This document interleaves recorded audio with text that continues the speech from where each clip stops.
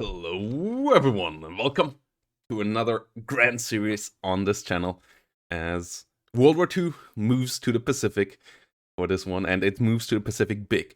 For everybody who doesn't know, Gary Grigsby War in the Pacific is one of the biggest, if not the biggest, war game that you can get out there. It's covering the whole Pacific War, and not on a monthly turn basis, not on a weekly turn base speed, but on a daily turn-based speed.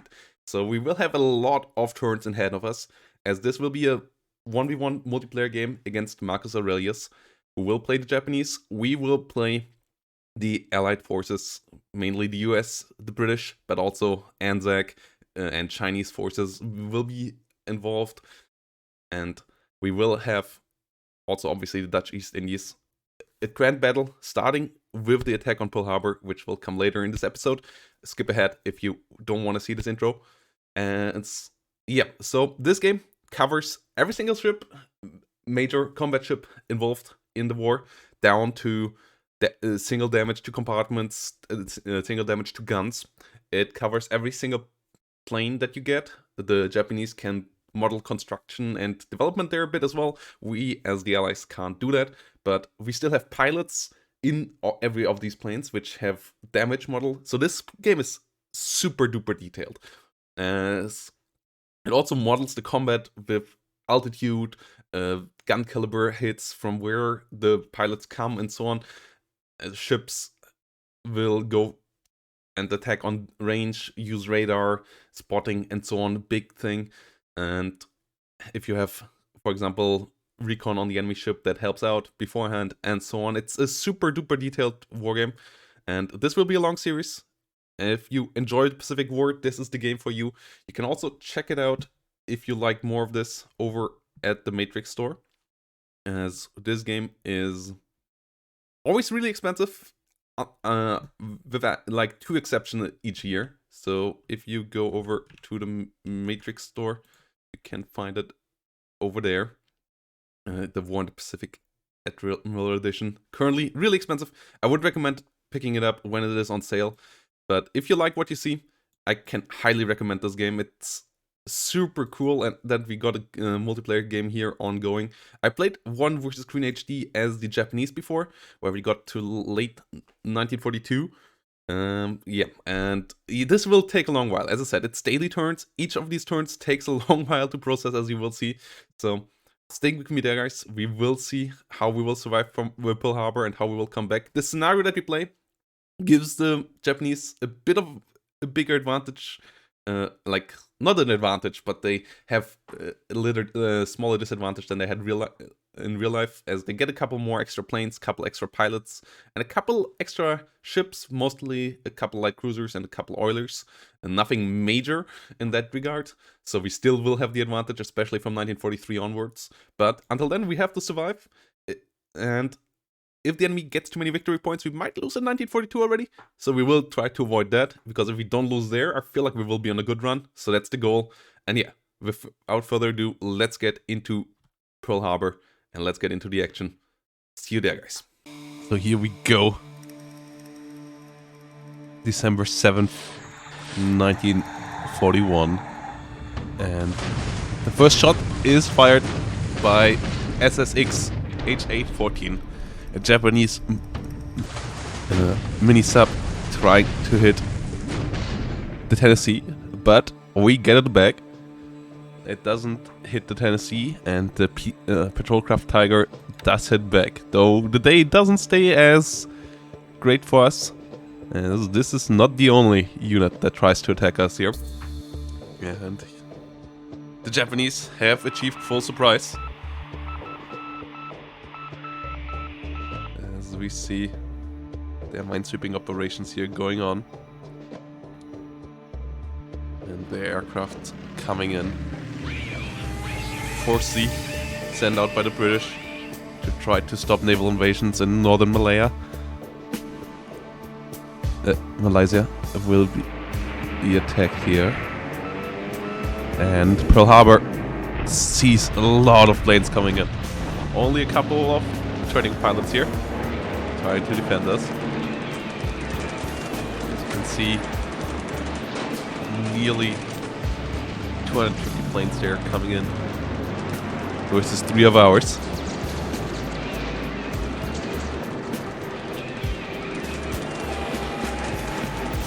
And they will hit us pretty hard.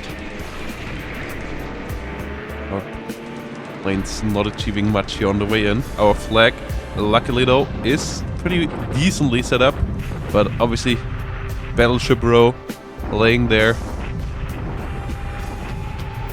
A lot of people in pajamas running around, a lot of soldiers and sailors trying to get out of harm's way and at the same time trying to get a shot onto the Japanese planes. And we will take some pretty heavy losses here.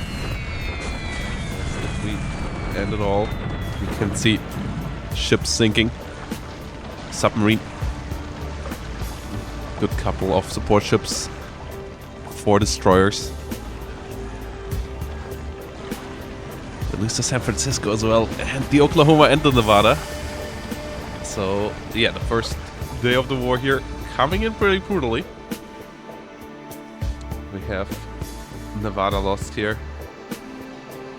We'll have a bigger look on all of this later, but as you can see, quite some heavy casualties. So we also get a good couple of their planes shut down, especially 15 zeros is quite big.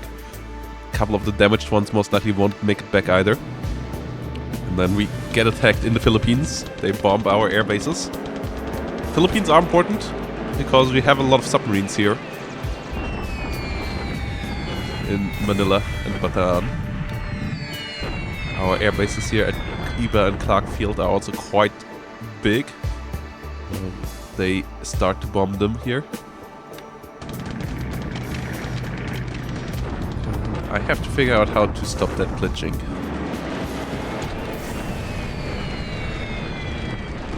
This is new.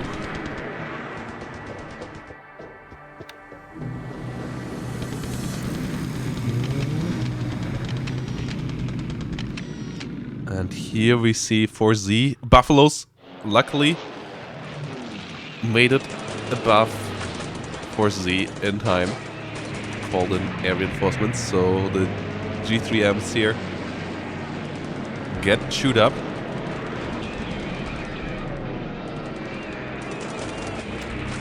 A couple of wolves will make it through. They will attack repulse here. And they get a torpedo into her.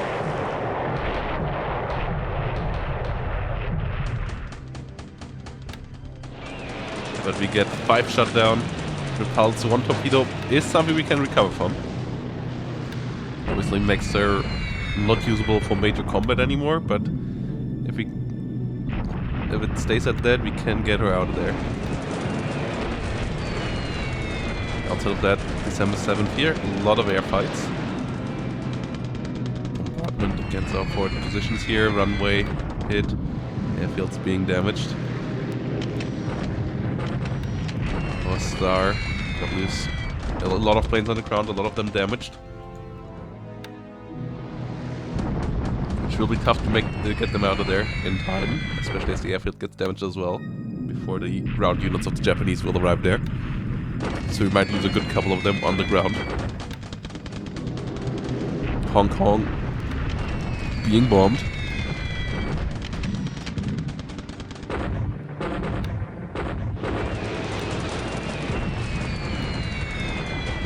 Sally's coming in here as well. So you can see a lot of bombardment in Malaya.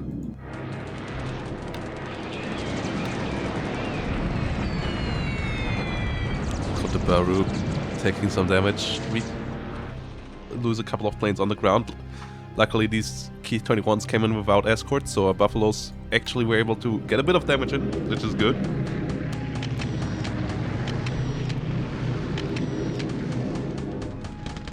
We have a couple of British destroyer at Hong Kong, which we want to keep alive. The rest of the ships there will be tough to stay, to keep them alive in the long run.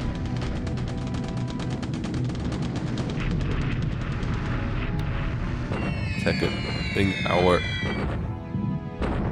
units in China. And a big attack against Rangoon and Rangoon Port. No planes of ours in the skies. We lose a good couple on the ground. And we also take some hits on runways and ground units. Zeros coming in here to strafe, but there's nothing there to shoot down the G-force coming in to hit the harbor. They will hit a lot of ships here. It's all small ships. All of them not super important, but obviously every ship lost is less shipment that we can use, and also victory points for the enemy.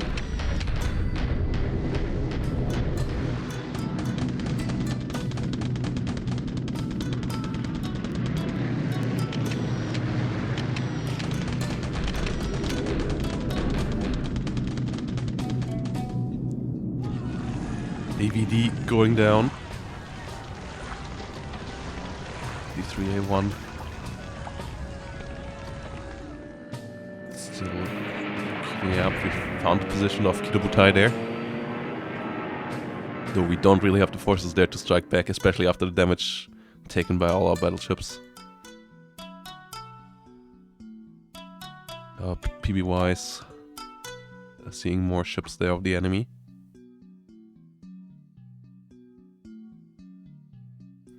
Landings all over Malaya, northern Malaya.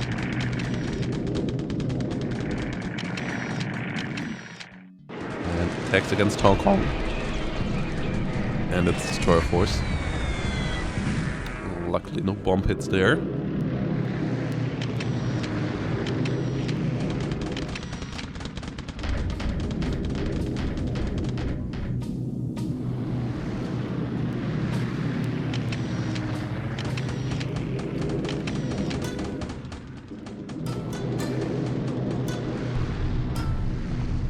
Our aircraft trying to hit Kotobaru. These Hudson's actually making it through.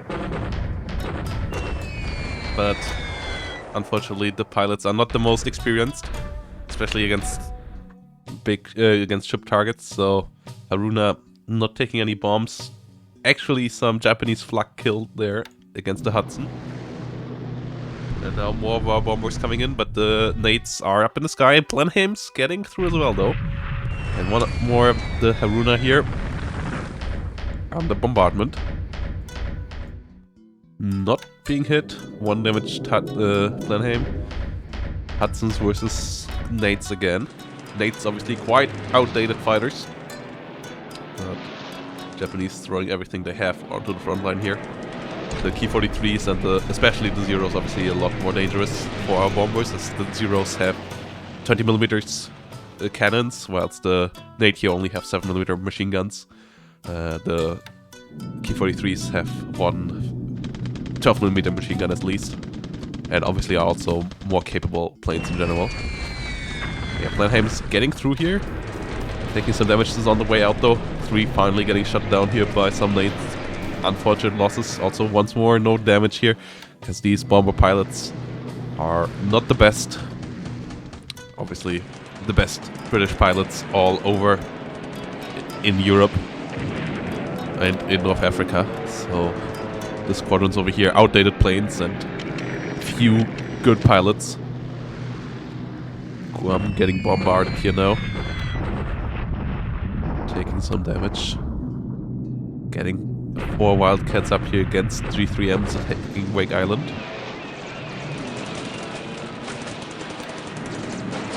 .35 getting through to bombard. We get 1 destroyed, 9 damaged. A good couple of them might not make it back, and we take little damage here, both on the ground and in the air. So that is quite good. Might be a decent outlook for Wake Island once it gets invaded. Maybe hold on a bit longer. As historically the Japanese needed to come a second time around with the naval invasion forces. We'll see how it plays out here. Couple of Japanese destroyers bombarding Midway. We get 1 shell hit on one of them, so that's nice. No real damage dealt to us, but we're losing ships there. Japanese keep on landing at Kotobaru.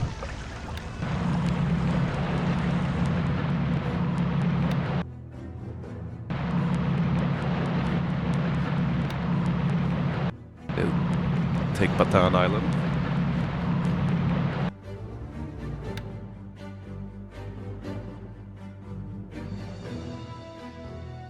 And this is it. Naval invasions will come over the next couple of days. Japanese shock attack will take Bataan. But we had no forces there, so that was to be expected.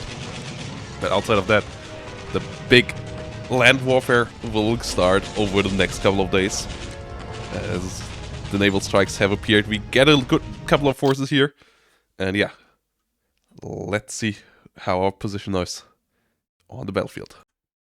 So this is the tally. Lost ships on the Day of Infamy are actually quite okay compared to real life. No, especially no Force Z forces here.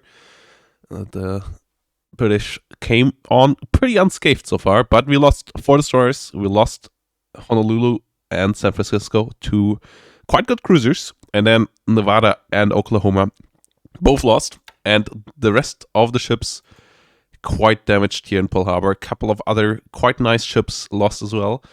As you can see here, we have a couple of ships still with fire. The Perry still going on there. This ship here could use some repairs on the docks as well. And then under repair, we have a good couple of battleships. All our battleships got damaged quite heavily. They will all take a good while for repairs. A couple of them we will ship over to the west coast once they have been brought back to a bit of a better state. California and Tennessee here currently being repaired directly in the dockyard together with a couple of destroyers, which should get out of them, out of the dockyards quite quickly again and be back into action. We will need them for convoy runs. We have 2 carrier forces out here at the moment, the Enterprise and the Lexington. We will run them out of the way of Kidobutai that will go back towards the Japanese territory. Next, the carrier sits over here with Saratoga. Those are our 3 flat tops at the moment. On the American side, we have 1 more light carrier afloat at the moment. If we have a look on ships here, we have the Hermes Trincomalee. So we are heavily outnumbered when it comes to flat tops. 6 Japanese main carriers and a lot of smaller ones going around there. So we will need to wait for reinforcements. Their pilots also are more experienced. Their ship crews are more experienced in handling those. So any major battle between carriers we want to avoid for now.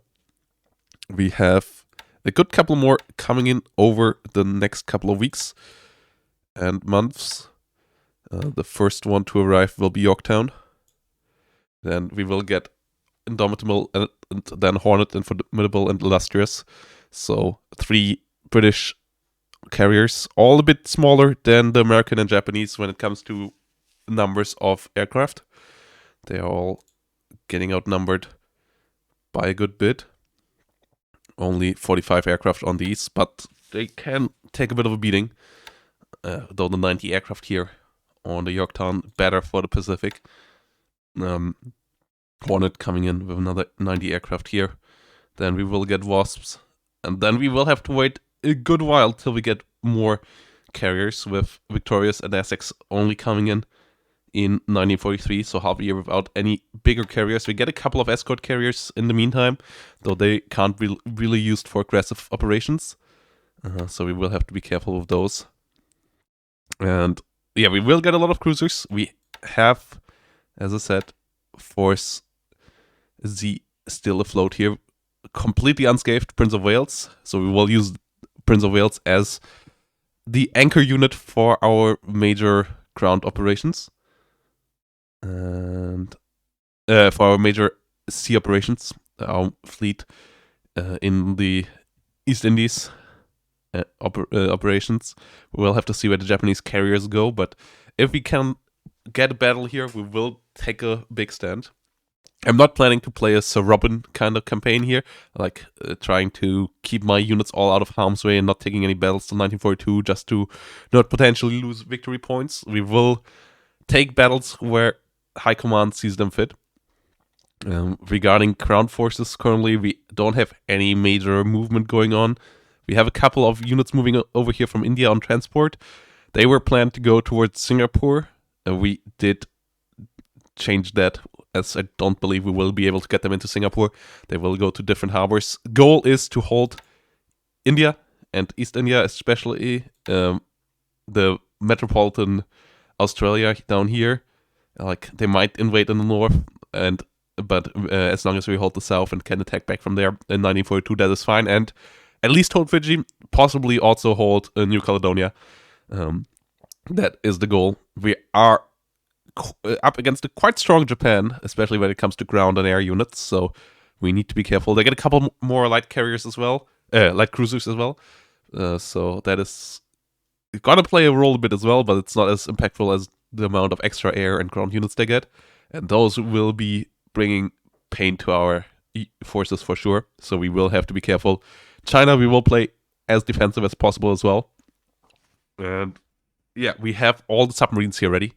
As you can see, these are the territories where we currently will use submarine raiders. We will bring a couple up here, a couple here in north of the Philippines, and then have a good amount of submarine action here in the East Indies, and then also around the Japanese holdings in the Marshalls, around Truk and around the Marshalls, getting them ready to set up a net so that we get more information and also hopefully get some shots in. Yeah, we have no news about problems of any of our torpedoes or so. The Bureau of Ordnance told us everything is working just fine, so we will see how that goes. Yeah, we have, once more, as I said, major forces here surviving. Hopefully we can get repulsed out of there without taking any more hits. That would be great. Can get her back to repairs somewhere and then get her back into action. And as I said, Prince of Wales gonna be the flagship for our actions in the Dutch East Indies, so we're not gonna move her out of there. We're gonna use the major forces we have for putting up a fight, and we're gonna see how that goes. So, yep, this is turn 1 here. We will get more involved with strategies and so on over the next couple of turns once we see what the enemy will do. And yeah, thanks for watching, guys. I'm really hyped for this series. I hope you are as well. See you next time. Bye-bye, and have a great day.